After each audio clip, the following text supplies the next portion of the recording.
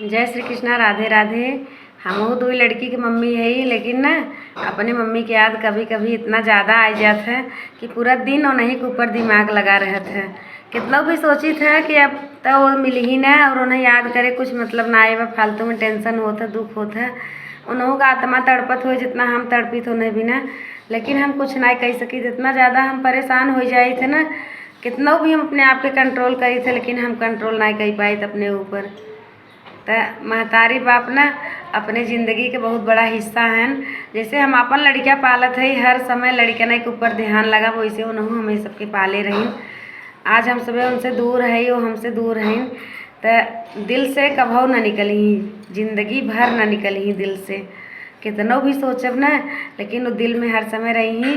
कुछ भी केहू समझावे, कितना केहू कहे कि अब देखा कुछ मतलब ना बा, याद करे से याद मत करो, उन्हों के तकलीफ़ होता है, ऐसे होता।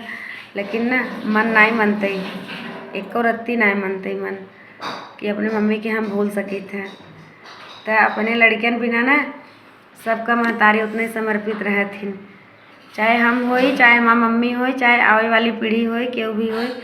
लेकिन महतारी महतारी होथिन, महतारी के दर्जा केहू ले नहीं सकते। चाहे संसार में केहू कितना प्यार करे, कितना भी माने, लेकिन ना महतारी केहू न बने।